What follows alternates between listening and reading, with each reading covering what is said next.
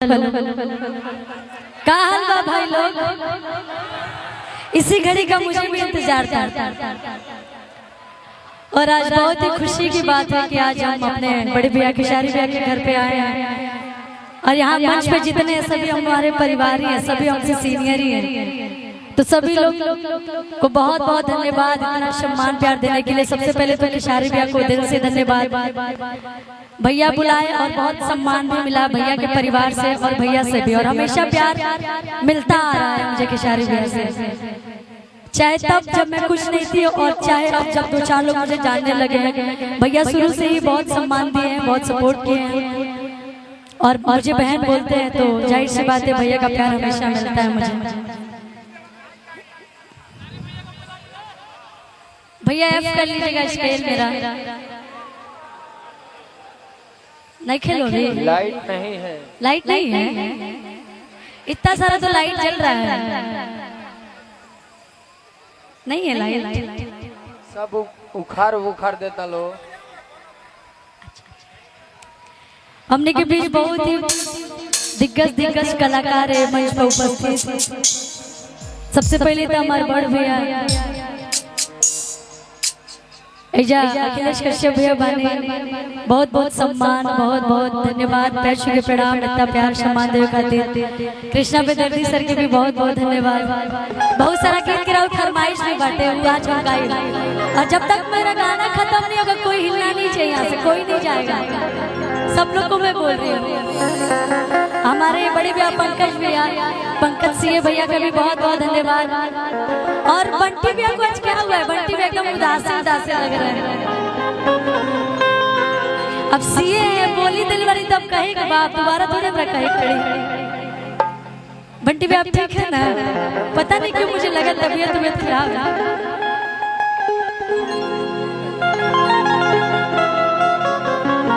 ये हमने आप बोल सकते हैं। बहुत ही अच्छे गायक और बहुत अच्छे इंसान रोशन रोहित सर का भी बहुत बहुत धन्यवाद। स्वागत करती हूँ, अभिनंदन करती हूँ। हमारे बड़े भैया नितेश बिहारी भैया जो कि बहुत बहुत प्यार देते हैं मुझे, एक छोटी बहन की तरह हमेशा मानते हैं। भैया का भी बहुत बहुत धन्यवाद। यहाँ पे जितने भी लोग हैं किसी से मेरी हमेशा बात नहीं होती है, लेकिन सबके दिल में मैं हमेशा रहती हूँ एक बहन की तरह। और जब भी मुझे कोई भी दिक्कत होती तो सबसे पहले ये लोग ही खड़े होते हैं मेरे लिए। अविनाश सर बने, हमारे सौरभ भैया बने, सब लोग तमाम लोग, हमारे बड़का भैया पंकज बिहारी भैया के भी बहुत बहुत धन्यवाद। और हमारे संजय भैया, लेकिन संजय भैया का अब धीरे धीरे बाल आ रहा है, हमको लग रहा है ऐसा। संजय भैया एकदम हीरो लग रहा है। अरे अब हीरो लग रहे हैं भैया, मैं बड़ाई कर रही हूँ आपका।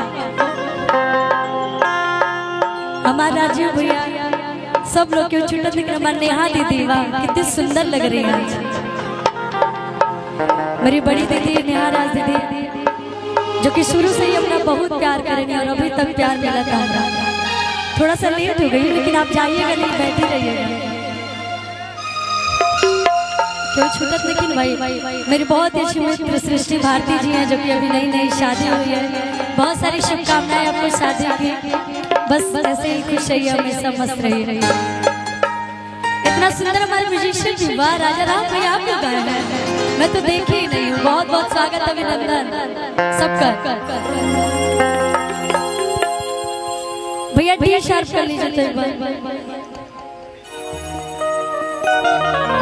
बहुत सारा गीत संगीत बांटे, उससे पहले जौना के उपलक्ष्य में हमने जो उपस्थित बैल बानी जा अपना भैया की शादी के कार्यक्रम में हम चाहम के एगो सहरा गीत होके के चाहिए, हम सब के तरफ से एगो सहरा गीत होके के चाहिए। ओकरा बाद से अगर गीत गावल लगल जाओ तो लाइन खत्म ना होई गीत के।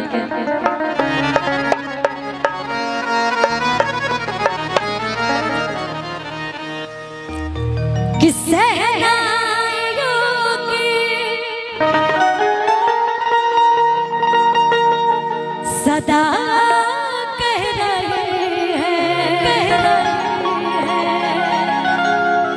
खुशी की मुबारक घड़ी आ गई है, सजी सुर्ख जोड़ में चांद सी दुल्हन जमी पे फलक से परियां गई है।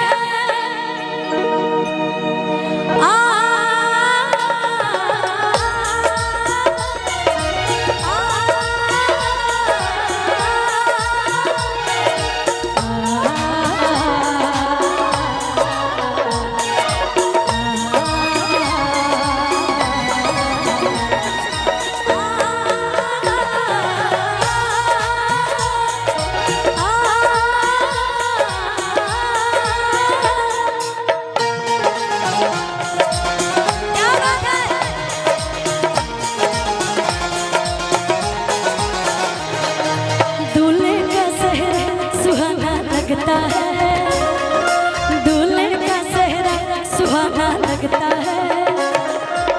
और हमारे कृष्णा सर की तरफ से बहुत बहुत सारा प्यार सम्मान हमारे राजीव भैया की तरफ से कहाँ गया और बहुत सारा गीत अभी हमारे पोका म्यूजिक से भी बड़ी है हिट गाना आई लला किशारी भैया के साथ हमेशा प्यार करता है। पीछे मैं क्या देखूं आगे हमारे इतने बड़े बड़े लोग खड़े हैं पीछे भी देख कि दूल्हे का सेहरा सुहाना लगता है दूल्हे का सेहरा सुहाना लगता है दुल्हन का तो दिल दीवाना लगता है दूल्हे का सेहरा सुहाना लगता है दुल्हन का तो दिल दीवाना लगता है। पल भर में कैसे बदलते हैं रिश्ते पल भर में कैसे बदलते हैं रिश्ते अब तो हर अपना बेगाना लगता है दूल्हे का सेहरा सुहाना लगता है दुल्हन का तो दिल दीवाना लगता है दूल्हे का सेहरा सुहाना लगता है दुल्हन का तो दिल दीवाना लगता है। क्या बात है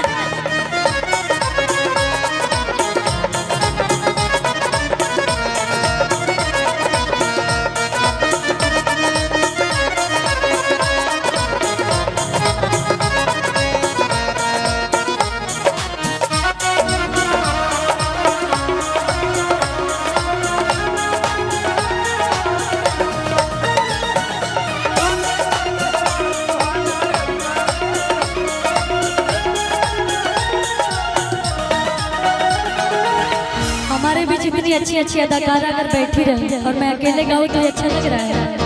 आप लोग भी थोड़ा उठ जाइए आइए अब काम चल रहा तब आई बोलो सात फेरों से बंधा प्यार से जोड़ा है रब ने प्रीत का दामन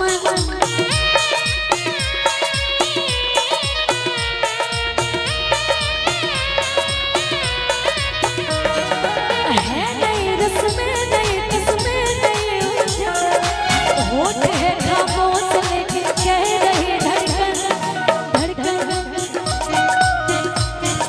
धड़कन धड़कन धड़कन धड़कन धड़कन धड़कन धड़कन धड़कन ओ मेरी धड़कन धड़कन ओ मेरी धड़कन धड़कन धड़कन धड़कन धड़कन धड़कन धड़कन धड़कन धड़कन धड़कन ओ मेरी धड़कन मुश्किल रस्मों को छुपाना लगता है मुश्किल रस्मों को छुपाना लगता है दुल्हन का तो दिल दीवाना लगता है दूल्हे का सेहरा सुहाना लगता है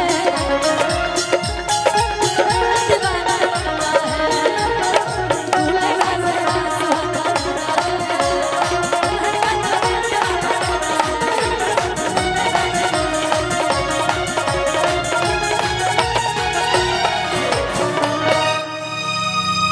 और बहुत सारा गीत था लेकिन उससे पहले वो बहुत ही अच्छा गीत हमारे बंटी भैया के कंपनी से आई बंटी भैया आइए इधर आइए अरे आइए